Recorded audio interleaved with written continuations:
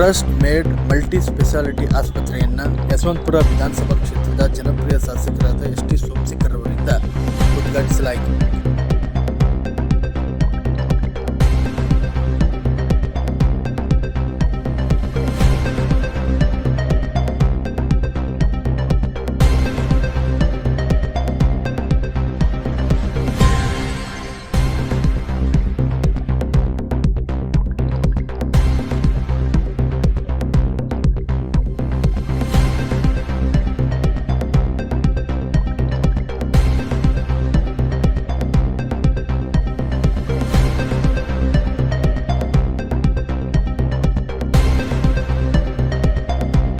ಹಾಸ್ಪಿಟಲ್ನ T. Somashekar sir ಅವರು ಉದ್ಘಾಟನೆ ಮಾಡಿದ್ದಾರೆ.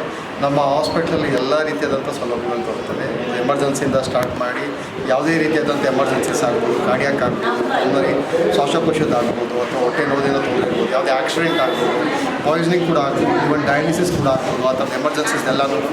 ಸೊ ಆಮೇಲೆ OPG ಕೂಡ ಆಗ್ಬೋದು. OPG ಅಂತಂದರೆ ಹೆರಿಗೆ ಮತ್ತು ಪ್ರಸೂತಿ ವಿಭಾಗ ಕೂಡ ನಮ್ಮ ಹಾಸ್ಪಿಟ್ಲಲ್ಲಿ ಸೌಲಭ್ಯಗಳು ಬರುತ್ತದೆ. OPD ಸೇವೆಗಳು ಕೂಡ ನಮಗೆ.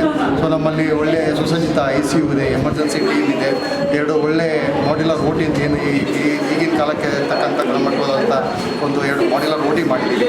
ಇವಾಗ ಲೇಬರ್ ರೂಮ್ ಕೂಡ ಅದೇ ರೀತಿ ಲೆವೆಲ್ಗೆ ನಾವು ಸ್ಟ್ಯಾಂಡರ್ಡ್ ಮೇಂಟೈನ್ ಮಾಡಿದ್ದೀವಿ.